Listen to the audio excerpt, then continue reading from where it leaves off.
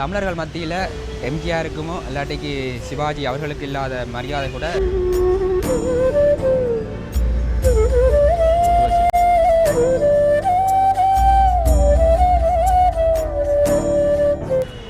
அந்த அவர் செய்த தொண்டுகள், இந்த ஃபோட்டோ, அவர் செய்த ஈழத்தமிழர்களும் சரி, இந்திய தமிழர்களும் சரி, நிறைய பேர் அவருடைய கட்சியின் செயலகம் சமாதியில் வந்து வேலை செய்கிறதுக்கு எந்த நேரமுமே ஒரு ஆள் வந்து என்னோட கேட்பாங்க. பூக்கள் அந்த சமாதியை பார்க்குறதுக்காண்டி அழகி தெரிகிற உண்மையிலே காணையில். வணக்கம், welcome back to my channel. நான் தான் மிஸ்டர் சுமித். நான் இப்போ நிற்கக்கூடியது வந்து இந்தியாவில், குறிப்பாக சென்னையிலையும், குறிப்பாக வரசலவாக்கம். நான் இந்த காணொலி வாயிலாக என்னத்தை பற்றி பார்க்க போகணும்னு பார்த்தீங்கன்னா, நான் இப்போ வந்து கேப்டன் விஜயகாந்தனுடைய சமாதிக்கு பார்க்க போகிறேன்.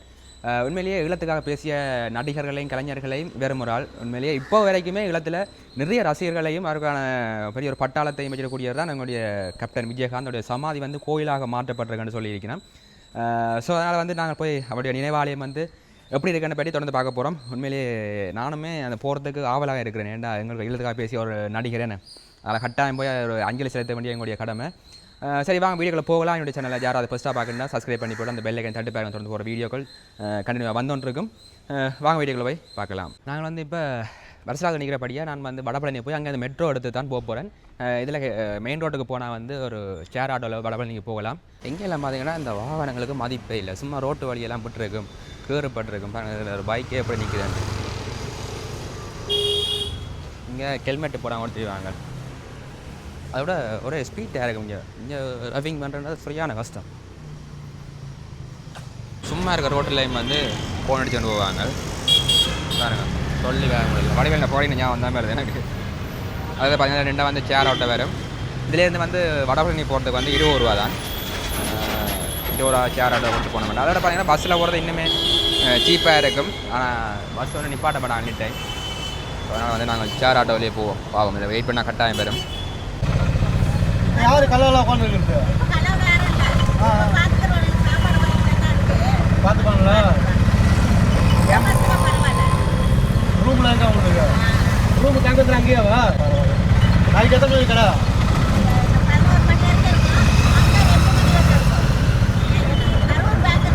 ஆமாம்,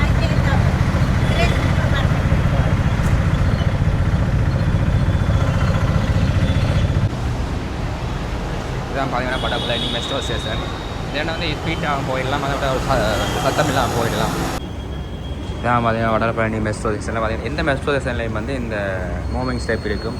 நடந்தும் போகலாம். அங்கே இறங்குறதுக்கானது பார்த்தீங்கன்னா 20 ரூபா தான் போகிறதுக்கு.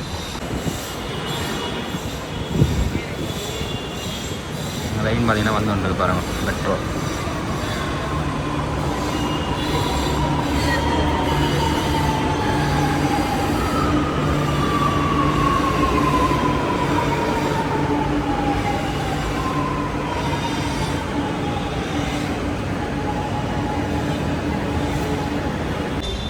இதுதான் பார்த்தீங்கன்னா கோயம்பேடு. அங்கே வந்து கோயம்பேடில் பெரிய ஒரு மார்க்கெட் ஒன்று இருக்குது.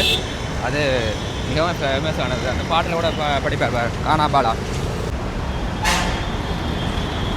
நடந்து போனால் கிட்டத்தானே போய் பார்ப்போம். நடந்து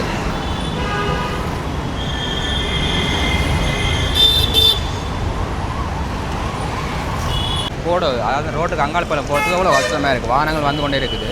ஒரு மஞ்சள் கோடு கூட இல்லை, அப்படியே ஒரு வெள்ளைக்கோடு கூட இல்லை, ஒன்றுமே இல்லை. பட் ஆனால் மாற கஷ்டமாக இருந்தாலும் மாறுவோம் நாங்கள். நானும் வந்து இந்த விஜயகாந்த சமாதியை பார்க்குறதுக்காண்டி அழகி தெரிகிற உண்மையிலே காணையில் பாருங்கள். இந்தியாவில் இருக்கான்னு சொல்லிட்டு நான் போய் கொண்டிருக்கிறேன். இங்கே ஒரே ரஃபிக்காக இருக்குமோ, எதுவுமே செய்ய முடியாத நிலைமையிலே இருக்கும். அப்போ இங்கே அண்டை சொல்லி நான் கேட்டு பார்க்க மாட்டேன். ஆனால் இல்லை, விஜயகாந்த சமாதி எங்கே இருக்குது? நேராக போகணுமா பார்ப்போம். பார்த்தீங்கன்னா அங்கே இருக்க அவருடைய சமாதி, கொடி பறக்குது பாருங்க. அவருடைய கட்சி கொடி தானது. அதில் பார்த்தீங்கன்னா அவர்கிட்ட அந்த போஸ்ட் எல்லாம் வண்டி இருக்கிறத பார்க்க முடியாது கிடக்கும்.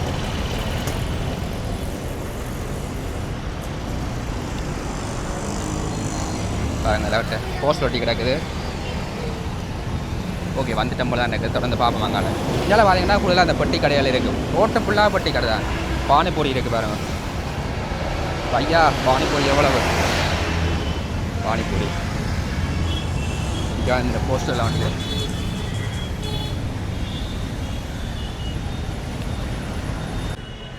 அந்த அவர் செய்த தொண்டுகள், இந்த ஃபோட்டோ, அவர் செய்த நிறைய குழந்தைகளை படிக்க வச்சு நிறைய மக்களுக்கு வந்து உதவி செய்தவர் விஜயகாந்த். அதாவது வந்து பார்த்திங்கன்னா தமிழில் மக்களுக்கு பிடிச்ச ஒரு விஷயம். இந்த ஷூவோட போயிடா உள்ளுக்கு கேப்டன் நுழைவாயில்.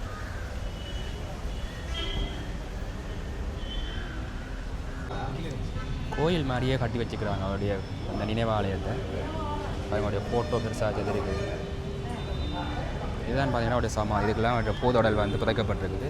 இப்போவுமே வந்து அந்த பூதொடலுக்கு வந்து பூ வச்சு கும்பிட்டு போகிறத வந்து பார்க்கக்கூடிய மாதிரி இருக்குது. பாருங்கள், அவ்வளோ பேர் நிற்கணும்.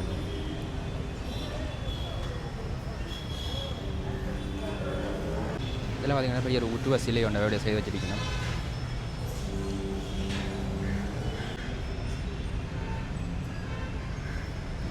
உருவ சிலை ஒன்று செய்ய வச்சிருக்குது. பின்னால் பெரிய ஃபோட்டோகள் ரெண்டுமே வைக்கப்பட்டிருக்குது. பின்னால் பார்த்தீங்கன்னா அந்த ஃபோட்டோ வைக்கப்பட்டு செப்பு தாளில் செய்திருக்குது. எல்லாருமே வந்து இந்த பூக்களை கொண்டு வச்சு அவங்களுடைய நினைவஞ்சலிக்காக அஞ்சலி செலுத்தி கொண்டு போயினும். இதுதான் வந்து பார்த்திங்கன்னா அவருடைய கட்சி கொடி. உண்மையிலே இப்போவுமே வந்து தமிழர்கள் மத்தியில் பேசக்கூடிய ஒரு வாழ்ந்து கொண்டிருக்கக்கூடிய ஒரு சிறந்த நடிகர். ஈழத்துக்காக நிறையத்தை பற்றி பேசினவர். அதை விட தமிழ் தேசியத்துக்காகவும் பேசியவர். அதை விட குறிப்பாக சொல்லணுமெண்டா இவரோட முதலமைச்சராக வரக்கூடிய நிலைமையில் இருந்தவர்.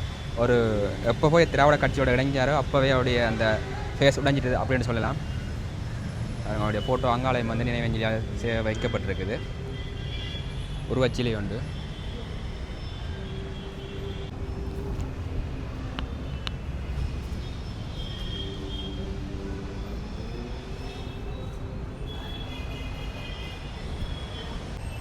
அதில் பாருங்கள், பெரிய ஒரு நினைவு சின்னம் ஒன்று செய்ய வைக்கப்பட்டிருக்குது. தமிழர்கள் மத்தியில் எம்ஜிஆருக்குமோ இல்லாட்டிக்கு சிவாஜி அவர்களுக்கு இல்லாத மரியாதை கூட எங்களுடைய ஈழத்தமிழர்கள் மத்தியில் வந்து விஜயகாந்துக்கு இருக்குது.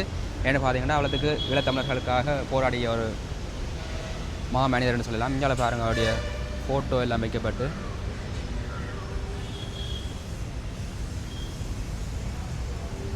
மாலையெல்லாம் போட்டிருக்கணும்.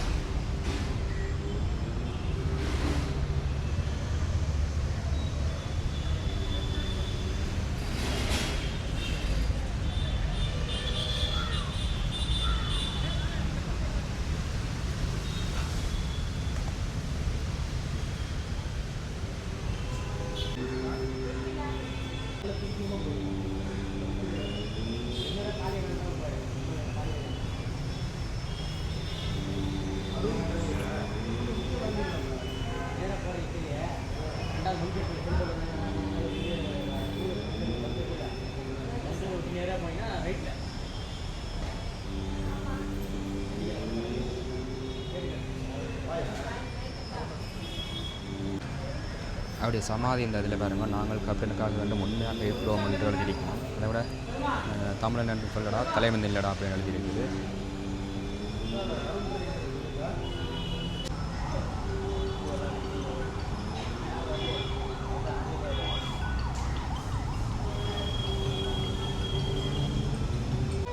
அவருடைய சமாதி பார்த்தீங்கன்னா இதுதான். அவருடைய அந்த சமாதியில் வந்து வேலை செய்கிறதுக்கு எந்த நேரமுமே ஒரு ஆள் வந்து என்னோட கேட்பாங்க. அந்த பூக்களை எடுத்து க்ளீன் பண்ணி கொண்டிருக்கிறது. எவ்வளோ பேர் வந்து அந்த கும்பிட்டுட்டு அவருடைய சமாதியை பார்த்துட்டு போகிறத பார்த்தாலே எவ்வளோ ஒரு சந்தோஷமான விஷயம், சந்தோஷமாக இருக்குது என்ன பார்க்க.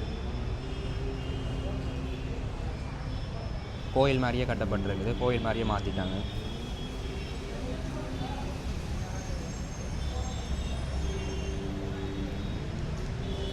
அவர் நடித்த எல்லா படங்களுமே பார்த்திங்கன்னா ஏதோ ஒரு விதத்தில் வந்து சமூகத்துக்கு ஒரு தேவையான விஷயம்தான்.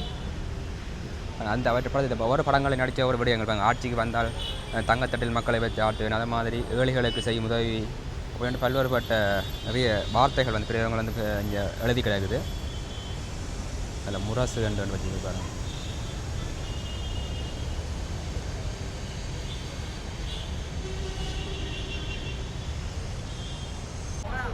இதான் வந்து பார்த்திங்கன்னா அவருடைய பெரிய தலைமைச் செயலகம். அதாவது வந்து அவருடைய கட்சியின் செயலகம், அதாவது வந்து ஆஃபீஸ். இதில் பார்த்திங்கன்னா ஒவ்வொருத்தருக்கும் செய்த ஒவ்வொரு உதவிகளை பற்றியெல்லாம் போட்டிருக்கு பாருங்கள். மக்களுக்கு என்னென்ன உதவிகள் செய்தாரோ அதெல்லாமே இதில் காட்சிப்படுத்தி இருக்கிறோம்.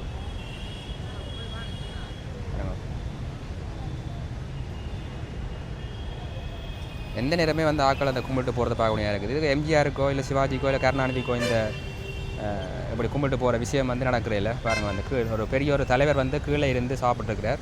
இந்த ஃபோட்டோ வந்து பார்த்திங்கன்னா காட்சிப்படுத்தி பார்த்தீங்கன்னா அது ஒரு ஏழை குடும்பத்தின் வீட்டை. அவர் செய்த பணிகள் வந்து மக்களுக்காக எவ்வளவோ செய்திருக்கிறார். அவரை மாதிரி ஒரு நடிகர் வந்து இன்னொருக்காங்களுக்கு தமிழ்நாட்டை கிடைக்கிறன்றது வந்து நடக்குமோன்றது எல்லாருக்குமே ஒரு கேள்விக்குறி. அதில் பார்த்திங்கன்னா கட்சி ஆஃபீஸ்காரர் எனி டைம் வந்து இந்த நினைவாக நிற்கக்கூடியதையும் பார்க்க முடியாது இருக்குது.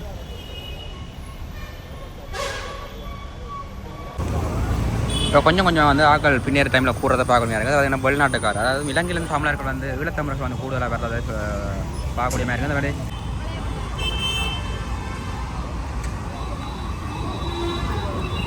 பாருங்க, அதான் வந்து பஸ்.